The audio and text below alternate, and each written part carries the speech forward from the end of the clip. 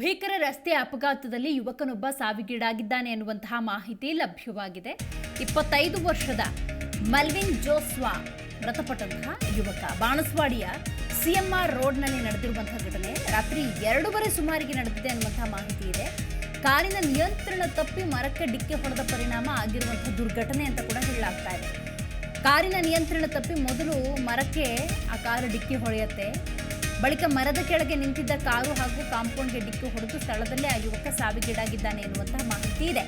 ಬಾಣಸ್ವಾಡಿ ಸಂಚಾರಿ ಪೊಲೀಸ್ ಠಾಣೆಯಲ್ಲಿ ಪ್ರಕರಣ ದಾಖಲಾಗಿದೆ. ಭೀಕರ ರಸ್ತೆ ಅಪಘಾತದಲ್ಲಿ ಯುವಕನೊಬ್ಬ ಸಾವಿಗೆ ಈಡಾಗಿರುವಂತಹ ಪ್ರಕರಣ ಇದು. 25 ವರ್ಷದ ಮೆಲ್ವಿನ್ ಜೋಸ್ವಾ ಅನ್ನುವಂತಹ ವ್ಯಕ್ತಿ ಸಾವಿಗೀಡಾಗಿರುವುದು ತಡರಾತ್ರಿ 2:30 ಸುಮಾರಿಗೆ ನಡೆದಿರುವಂತಹ ಘಟನೆ ಇದು. ದೃಶ್ಯದಲ್ಲಿ ಇದೀಗ ನೀವು ನೋಡ್ತಾ ಇದ್ದೀರಿ ಕಾರ್ ಯಾವ ರೀತಿ ಜಖಂಗೊಂಡಿದೆ ಅಂತ ಹೇಳಿ ನೀವು ದೃಶ್ಯದಲ್ಲಿ ಗಮನಿಸಬಹುದು. ಪೊಲೀಸ್ ಇಲಾಖಾ ಸಿಬ್ಬಂದಿ ಸಂಚಾರಿ ಪೊಲೀಸರು ಒಂದಷ್ಟು ಪರಿಶೀಲನೆಯನ್ನು ಕೂಡ ನಡೆಸ್ತಾ ಇದ್ದಾರೆ.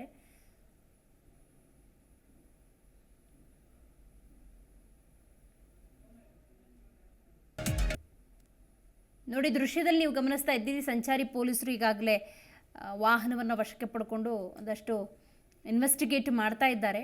ಬಟ್ ಘಟನೆ ಹೇಗೆ ನಡೀತು, ಎಲ್ಲಿ ನಡೀತು ಅಂತ ನಾವು ನೋಡ್ತಾ ಹೋಗೋದಾದರೆ, ಬಾಣಸ್ವಾಡಿಯ ಸಿಎಂಆರ್ ರೋಡ್ನಲ್ಲಿ ನಡೆದಿರುವಂಥ ಘಟನೆ 2:30 ಸುಮಾರಿಗೆ ಅಂತ ಹೇಳಿ ಮಾಹಿತಿ ಇದೆ. ಮೆಲ್ವಿನ್ ಜೋಸ್ವಾ ಅನ್ನುವಂಥ 25 ವರ್ಷದ ವ್ಯಕ್ತಿ ಸಾವಿಗೀಡಾಗಿರುವಂಥದ್ದು. ನೀವು ಆ ಫೋಟೋವನ್ನು ಗಮನಿಸಬಹುದು. ಮರಕ್ಕೆ ಯಾವ ರೀತಿ ಡಿಕ್ಕಿ ಹೊಡೆದಿದೆ ಈ ಕಾರು ಅನ್ನೋದನ್ನು ದೃಶ್ಯದಲ್ಲಿ ಗಮನಿಸಬಹುದು. ಮರಕ್ಕೆ ಡಿಕ್ಕಿ ಹೊಡೆದಿದೆ. ಇಮ್ಮಿಡಿಯೇಟಾಗಿ ಅಲ್ಲಿ ಕಾಂಪೌಂಡ್ ಕೂಡ ಇದ್ದಿದ್ದರಿಂದಾಗಿ ತೀವ್ರವಾದ ರಭಸಾಲು ಉಂಟಾಗಿದೆ. ಹಾಗಾಗಿ ಈ ಅಪಘಾತದಲ್ಲಿ ವ್ಯಕ್ತಿಯೊಬ್ಬರು ಸಾವಿಗೀಡಾಗಿರುವಂಥದ್ದು. ಮೆಲ್ವಿನ್ ಜೋಸ್ವಾ ಅನ್ನುವಂಥ ವ್ಯಕ್ತಿ ಸಾವಿಗೀಡಾಗಿದ್ದಾರೆ. ಮಾಹಿತಿ ನೀಡ್ತಾರೆ ನಮ್ಮ ಪ್ರತಿನಿಧಿ ವಿಶ್ವನಾಥ್.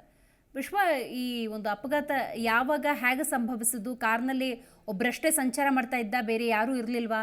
ಏನಿದೆ ಸದ್ಯಕ್ಕಿರುವಂಥ ಮಾಹಿತಿ?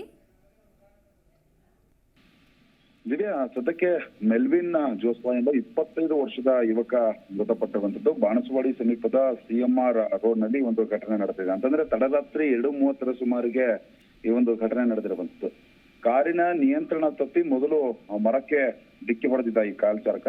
ತದನಂತರ ಮರದ ಕೆಳಗೆ ನಿಂತಿದ್ದಂತಹ ಕಾರು ಹಾಗೂ ಕಾಂಪೌಂಡ್ಗೆ ಡಿಕ್ಕಿ ಹೊಡೆದು ಸ್ಥಳದಲ್ಲೇ ಮೃತಪಟ್ಟಿರುವಂತದ್ದು. ಇದಕ್ಕೆ ಬಾಣಸ್ವಾಡಿ ಸಂಚಾರಿ ಪೊಲೀಸರು ಕೂಡ ಸ್ಥಳಕ್ಕೆ ಭೇಟಿಯನ್ನು ನೀಡಿ ಪರಿಶೀಲನೆ ನಡೆಸಿ ಈಗ ಈ ಒಂದು ಡೆಡ್ ಬಾಡಿ ಏನಿದೆ ಇದನ್ನ ಮರಣೋತ್ತರ ಪರೀಕ್ಷೆಗೂ ಕೂಡ ಕಳಿಸಿಕೊಟ್ಟಿರುವಂತದ್ದು. ಅಂತಂದ್ರೆ ರ್ಯಾಶ್ ಡ್ರೈವಿಂಗ್ ಮತ್ತು ಮದ್ಯಪಾನ ಮಾಡಿ ಈ ರೀತಿಯಾಗಿ ಅಪಘಾತ ಮಾಡ್ಕೊಂಡ ಅನುಮಾನಗಳು ಕೂಡ ವ್ಯಕ್ತವಾಗ್ತಾ ಇರುವಂತದ್ದು. ಸದ್ಯಕ್ಕೆ ಪೋಸ್ಟ್ ಮಾರ್ಟಮ್ ರಿಪೋರ್ಟ್ ಬಂದ ನಂತರ ಈ ಅಪಘಾತಕ್ಕೆ ಮೂಲ ಕಾರಣ ಏನು ಅನ್ನೋದು ಕೂಡ ಗೊತ್ತಾಗುತ್ತೆ. ಇನ್ನು ಸ್ಥಳಕ್ಕೆ ಟ್ರಾಫಿಕ್ ಪೊಲೀಸರು ಕೂಡ ಪರಿಶೀಲನೆಯನ್ನು ಕೂಡ ನಡೆಸಿರುವಂತದ್ದು. ಕಾರನ್ನ ತೆರವುಗೊಳಿಸಿ ಸಂಚಾರಕ್ಕೂ ಕೂಡ ಅನುವು ಮಾಡಿಕೊಟ್ಟಿದ್ದಾರೆ.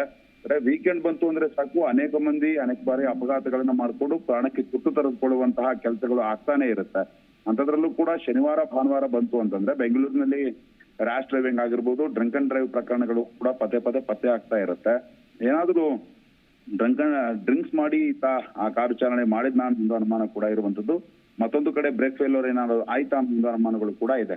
ಸದ್ಯಕ್ಕೆ ಪೊಲೀಸರು ಕೂಡ ಪ್ರಕರಣವನ್ನ ದಾಖಲಿಸಿಕೊಂಡು ಈಗ ಮೆಲ್ವಿನ್ ಜೋಸ್ವಾ ಕುಟುಂಬಸ್ಥರನ್ನು ಕೂಡ ಸಂಪರ್ಕಿಸುವಂತಹ ಕೆಲಸ ಮಾಡಿದ್ದಾರೆ.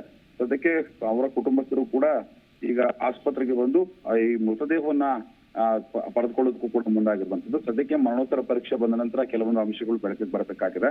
ಒಟ್ಟಾರೆಯಾಗಿ ಪದೇ ಬೆಂಗಳೂರಿನಲ್ಲಿ ಈ ರೀತಿಯಾದಂತಹ ಅಪಘಾತಗಳು ಸಂಭವಿಸ್ತಾನೆ ಇರುತ್ತೆ. ಅಪಘಾತಗಳು ಸಂಭವಿಸಿದಂತಹ ಸಂದರ್ಭದಲ್ಲಿ ಪ್ರಾಣವನ್ನ ಕಳೆದುಕೊಂಡು ನಾವು ಮಾಧ್ಯಮಗಳು ಕೂಡ ಸಾಕಷ್ಟು ಸುದ್ದಿಯನ್ನ ಬಿತ್ತರಿಸ್ತಾನೆ ಇರ್ತೀವಿ ಪ್ರಾಣವನ್ನ ಕಳೆದುಕೊಂಡವ್ರ ಬಗ್ಗೆ. ಆದ್ರೆ ಎಲ್ಲೋ ಒಂದು ಕಡೆ ಜನ ಮಾತ್ರ ಕೆಲವೊಬ್ರು ಸರಿಯಾಗಿ ಬುದ್ಧಿ ಕಲಿತಾ ಇಲ್ಲ. ಈ ರೀತಿಯಾಗಿ ವೀಕೆಂಡ್ ಬಂತು ಅಂದ್ರೆ ಬೆಂಗಳೂರಿನಲ್ಲಿ ಅಪಘಾತಗಳ ಸಂಖ್ಯೆ ದಿನೇ ಜಾಸ್ತಿ ಆಗ್ತಾ ಇರುವಂತದ್ದು ಆತಂಕಕಾರಿ ಸಂಗತಿ ಆಗಿದೆ. ಸದ್ಯಕ್ಕೆ ಈಗ ಪ್ರಕರಣ ಕೂಡ ಬಾಣಸ್ವಾಡಿ ಸಂಚಾರಿ ಪೊಲೀಸ್ ಠಾಣೆಯಲ್ಲಿ ದಾಖಲಾಗಿರುವಂತದ್ದು. ದಿವ್ಯಾ, ಥ್ಯಾಂಕ್ ಯು ಮಾಹಿತಿಗಾಗಿ ವಿಶ್ವ.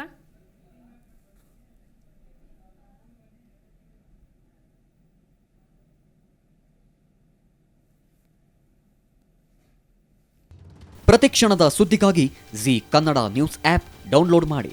Live TV, latest updates, entertainment, life style, technology ಸುದ್ದಿ ನಿಮ್ಮ ಅಂಗೈಯಲ್ಲಿ.